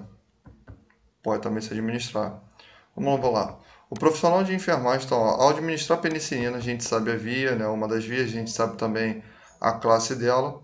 Aí vamos lá. O profissional de enfermagem deve estar atento a algumas recomendações específicas, vírgula, como o uso simultâneo. O que é uma coisa simultânea? Junto de outras drogas, né, utilizando ou não a mesma via. Então, mesmo utilizando a mesma via ou não, o camarada tem que tomar cuidado. Por quê? Aqui ele vai falar. Nesse sentido, recomenda-se a não administração da penicilina junto com o aminoglicosídeo. O aminoglicosídeo você agora sabe o que é. Porque pode fazer o quê? Ocorrer a inativação de ambos, diminuir a concentração da penicilina, aumentar a toxicidade do aminoglicosídeo. Toxicidade, sabe o que é, né? Potencial de causar ali causar um quadro tóxico no indivíduo.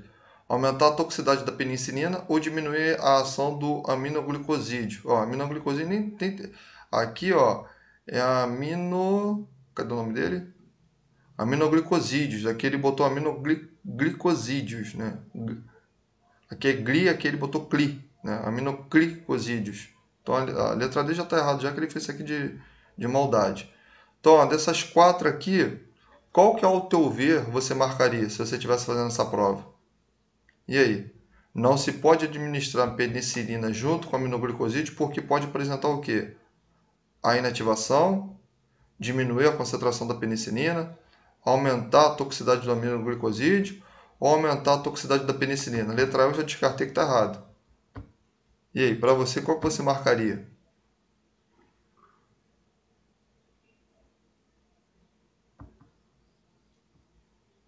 Maioria, letra A? Vamos ver? Muito bem. Né? Ocorreria a inativação dos dois. Agora, minha pergunta é, por quê? Vamos ver quem é que vai saber responder. Por que vai ocorrer a inativação? Eu acho que é porque eles agem em partes diferentes, então um anularia a função do outro. Eu acho, não sei se está certo. Quase, quase. Tu vai acertar. A diferença é que o local da penicilina, para ela agir, ela vai agir justamente no mesmo que o aminoglicosídeo ele vai agir. Os espaços, eles vão agir justamente ali. Então, o que acontece? Se um se liga ao outro espaço, né, não vai permitir justamente a ligação do outro. Então, o que vai acontecer? Ocorre uma inativação. Então, quando você vai administrar aminoglicosídeo, eu não posso fazer com penicilina da mesma forma penicilina com aminoglicosídeo. Por quê? Porque eles impedem a ligação dos dois nesse espaço que a bactéria possui. Então, por isso que ocorre a inativação. Por isso que você não pode administrar. Agora, eu poderia administrar de que forma? Por exemplo, se fosse ali uma aminopenicilina com aminoglicosídeo. Né? Por exemplo, eu perfuro ali a parede celular da bactéria, né? E ali eu podia, mas dessa forma aqui não pode. Beleza? Vamos ver mais outra aqui? Vamos ver mais outra questão.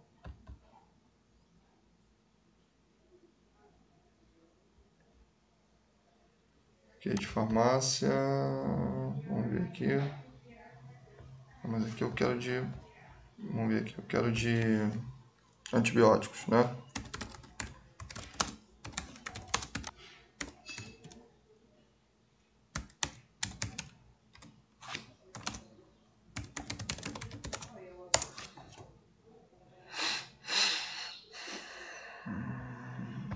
Vamos ver aqui. Tá acabando.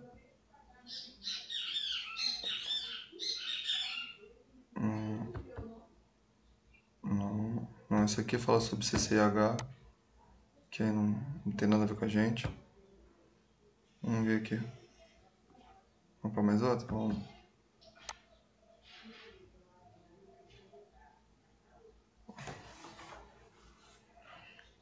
Vamos aqui. Peraí.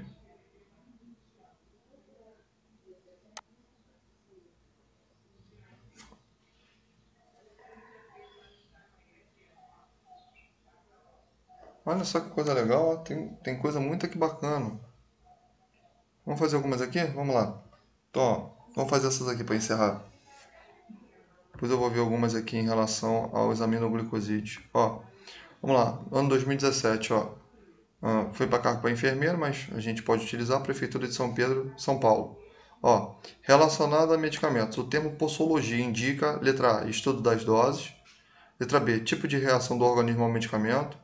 Estudo da droga ou método de aplicação. E aí? Qual das alternativas aqui você marcaria com o termo posologia? E aí?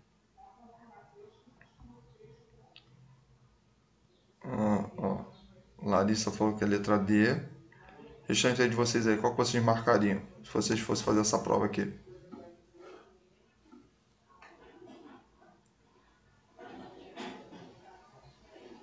E aí, ninguém? Débora está entre a letra A e entre a letra B, né? Camila, letra A. Maioria está aqui na letra A, né? Vamos ver? Vamos ver quem está vencendo. A tem 2 votos. B também tem 2 votos. Quem é que vai desempatar isso aqui?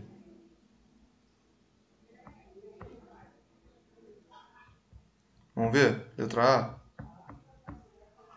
De acordo com vocês? Muito bem. Da dosagem, né? Da concentração. O tipo de reação do organismo, quer dizer, não é que vão estudar sobre isso, né? Mas quem estuda a interação do medicamento com o corpo, a gente chama de farmacocinética. O estudo da droga a gente chama de farmacologia. O método de aplicação, no caso aqui, é da da via, né? Então, não tem nada a ver não. Vamos aqui para outra aqui. Não, isso aqui não vem a questão. Vamos para essa daqui, ó. Ano 2016, tá? A banca foi MS Concursos, Prefeitura de Taquaral, São Paulo. O cargo foi para técnico de enfermagem. Vamos lá. Assinale a alternativa que indica a medicação que age como diurético. Vou grifar aqui. Como diurético. Então vamos lá, vou ajudar vocês aqui, ó. Atropina, captopril, furosemida, hidroclorotiazida. Vamos lá. Captopril é diurético? Sim ou não? Resposta rápida. Captopril é diurético? Sim ou não? Captopril é diurético? Captopril é diurético? Sim ou não? Não, captopril ele não é diurético. O que captopril ele é? E aí? O que o captopril ele é? Eu ensinei isso para vocês. A primeira aula de medicamento. O que captopril ele é? Vamos lá. Começa com a letra I. É uma sigla. I, E. Quem é que vai complementar? Ninguém? Hoje o pessoal não quer muito papo não. Né? Sim. Todos eles vão controlar a pressão arterial. Mas o captopril ele não é de classe de diurético. O captopril ele é um IECA. O que é o IECA mesmo? Quem é que sabe? É um inibidor do quê? Inibidor da enzima de quê? Conversora de angiostensina. Tá? É ele. Tudo bem? Tranquilo? Então, ele não é um diurético. Vem cá. O que é um medicamento diurético? Aí que controla a pressão. Todos controlam a pressão, então isso não é definição. O que é um medicamento diurético? Aonde o medicamento diurético ele vai agir? Onde que ele age? Quem é que sabe aí?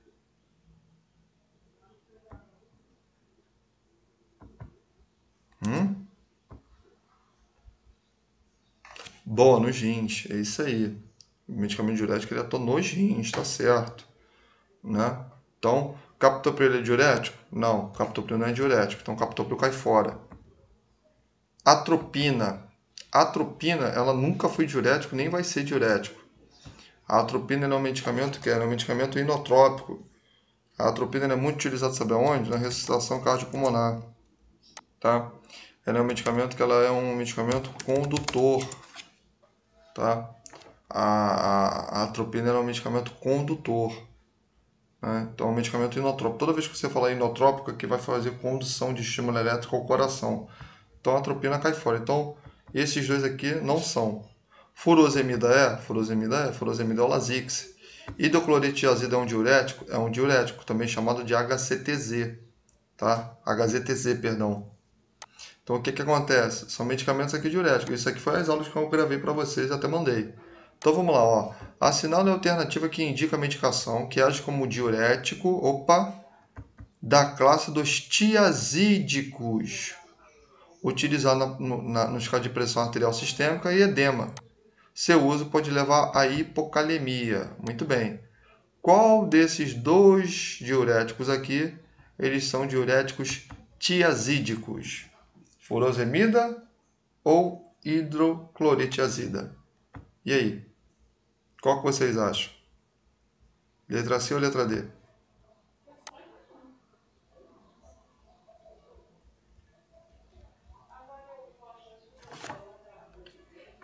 E aí?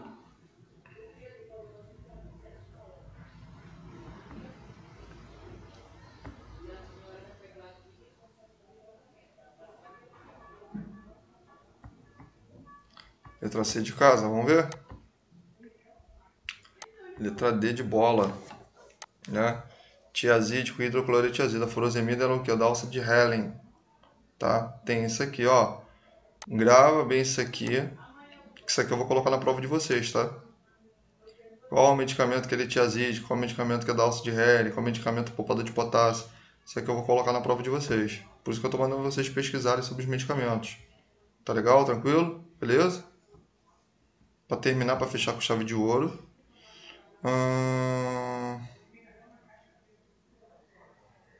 Deixa eu ver aqui. Essa aqui é fácil, ó. Isso aqui também é muito legal, ó. Vamos lá. Isso aqui eu vou fazer junto com vocês, ó. Mesma banca, tá? Por mesmo cargo. Qual dos medicamentos injetáveis não pode causar efeito extrapiramidal? Preste atenção nisso aqui, ó. Todos esses medicamentos aqui que estão citados acima, ranitidina, também chamado de Antac, odanzetrona, bromopida, metoclopramida, esses 3 medicamentos aqui, eles são justamente utilizados aqui para quadro que a pessoa está com enjoo, náusea e vômito, tá? Todo medicamento que é para controlar enjoo e náusea, assim como também vômito, eles não vão agir no estômago. Preste atenção, eles não agem no estômago, isso é mentira. Eles agem no centro do vômito. O centro do vômito, no centro que controla o vômito. A gente chama de bulbo. O bulbo ele controla o estímulo do vômito, tá? Por isso que quando o indivíduo está apresentando vômito, grava isso para vocês. A gente tem que verificar se esse vômito é de característica neurológica ou não. Sabe como é que você faz a diferença entre um e outro? Quando o vômito ele é em jato, tá? Esse jato ele tem uma medida de 1 metro, aquilo ali é neurológico. Vômito em jato, aquilo ali é neurológico, aquilo ali, tá? Ultrapassa acima de 1 metro é neurológico. Então fica a dica aí para vocês. Então o que acontece? Esse medicamento ele vai agir no bulbo, então ele atravessa essa rede de nervos que nós chamamos de pirâmide. Então, dependendo da velocidade da aplicação daquela droga, aquilo ali pode causar ali um distúrbio momentâneo desse conjunto de nervos que faz a sinapse. Com isso, o que acontece? O paciente vai ter esses efeitos extrapiramidais, aonde você, quem tem a alergia, você tomar um Plasil, uma bromopida, você começa a ficar com uma taquicardia, uma ansiedade e inquietação, ou por muitas das vezes pode ter até alucinação, pelo efeito do medicamento. Então, na maioria desses 3 medicamentos aqui, isso aqui pode causar efeito extrapiramidal. No caso aqui, qual que não iria causar? Ao meu ver, a ranitidina. Porque a ranitidina, ela não possui essa efetividade. A ranitidina, ela é o quê? Ela é um medicamento que ela vai controlar o quê? A inflamação na região estomacal. Tá? Então, ao grosso modo, a ranitidina é um medicamento o quê? Que ela vai justamente controlar a inflamação no estômago. Por isso que ela é utilizada ali para quadro de gastrite ou úlcera péptica. Tá legal? Tranquilo? Beleza? Então, essa daqui. Essa aqui eu fiz com vocês aqui. Tá? Mas vamos ver aqui, ó. As insulinas podem se agrupar. Caramba, ó, ano 2012. Passou bastante tempo. Senado Federal, analista legislativo, enfermagem. Sabe quanto é que ganha analista legislativo? Adivinha? Pacote de enfermagem. 5 mil? Muito mais. Ó, as insulinas podem ser agrupadas em diversas categorias, com base no tipo e duração da ação. Sendo assim, marca a opção na qual a insulina está corretamente associada às características de ação correspondentes. Vamos lá. Ultralenta, ação muito longa. Lispro, ação longa, de 20 a 30 horas. Regular, ação rápida, de 2 a 4 horas. NPH, ação intermediária, de 16 a 20 horas. Ultralenta, ação muito longa, 24 horas. Glargina, ação curta, de 4 a 6 horas. O que a gente aprendeu foi em relação a regular e a NPH. A Lispro, a Lispro, se eu não me engano, a ação dela é bem rápida, se eu não me engano. Então, aqui não vai entrar. A ultralenta, ela apresenta um período superior. A NPH de 16 a 20 horas, acho que eu não entraria muito bem aqui não. Vamos ver. Qual que você dessas aqui, ó, tirando essas aqui, qual que você marcaria aqui, ao teu ver? Se você estivesse fazendo essa prova para ser analista de sistema, vai ganhar quase 5 mil e pouco. Qual que tá a marcar? Ó, lá eles falou que vai na B. Vocês não vão na minha onda não, hein? Eu vou na B porque NPH dura até 18 horas. Vamos ver. Isso aqui foi em 2012, né? Vamos lá. E aí? Natasha vai na B? Todo mundo vai na B? Vamos ver. Vamos ver se a letra B tá certa. Opa, letra C. Isso pode acontecer, tá? Como a banca que ela foi em 2012, então muita coisa aqui já rolou. Mas a NPH, algumas delas geralmente vai até 18, Mas aqui, como na banca falou, pode ir até as 24, pode ir até 24 horas, A ação dela é rápida, Cadê? tipo, né, e a duração da ação dela, né, quanto tempo ela pode percorrer. Pode ser de até 3 a 6 horas, né, dependendo aqui, né? Mas aqui na banca, aqui naquela época, foi a NPH, né? Vamos ver só mais outra aqui. Essa banca aqui é muito boa.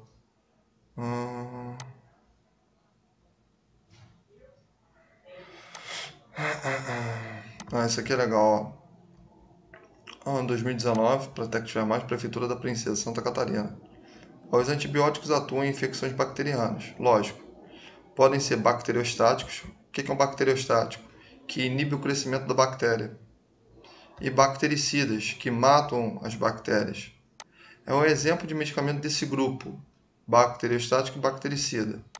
Cetoprofeno, prometazina é Fernegan, vancomicina ou amitriptilina. Amitriptilina, cara, é um medicamento que a gente chama de amitril, antidepressivo. Isso aqui é antidepressivo.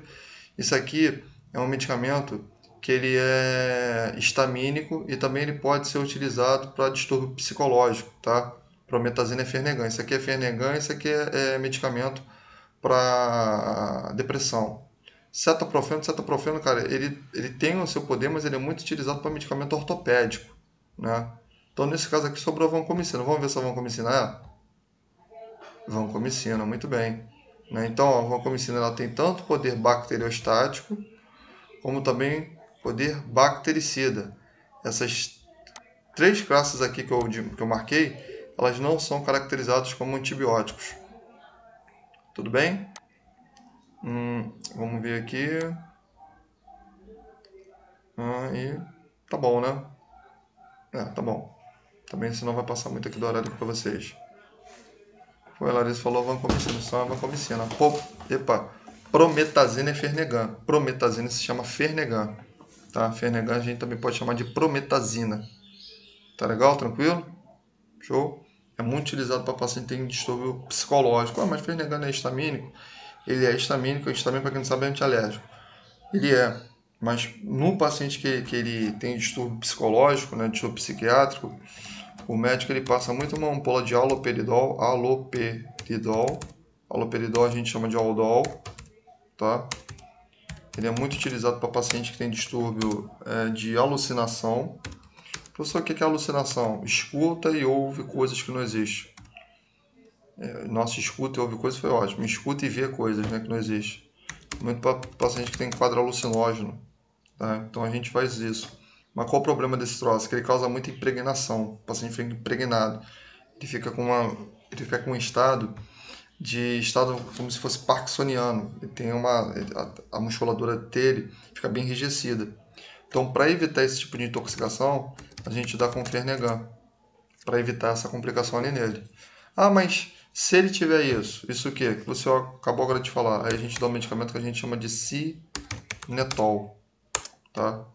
Que é para tirar esse efeito aqui dele. A gente dá um medicamento que a gente chama de antagonista, tá legal?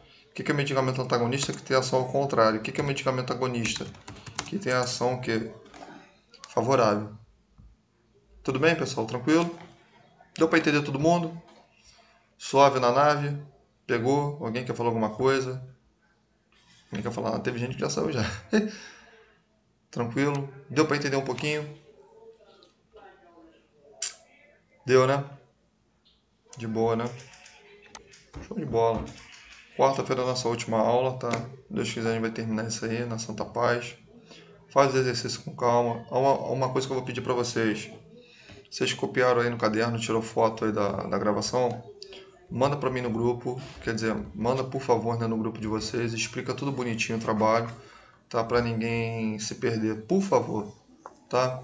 E também eu vou pedir uma coisa para vocês. A Larissa que falou sobre o livro, façam um e-mail que eu mando, tá? Aí me comunica. Não precisa me comunicar no dia da aula não, porque às vezes, como é muita coisa para resolver, então às vezes eu acabo me esquecendo. Eu peço até desculpa a vocês. Aí vocês mandam para mim mensagem no grupo que eu resolvo. Tá legal? Que você me pediu sobre os livros. Então, manda para mim um e-mail, por favor, tá? Aí assim que vocês mandam para mim o e-mail da turma, eu mando para vocês os livros. Tá legal, Larissa? Tranquilo?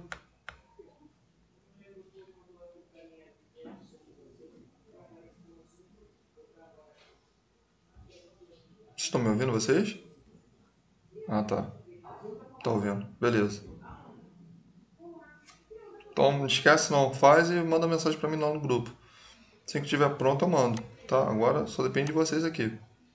Tá legal? A aula ela foi gravada, vou até encerrar.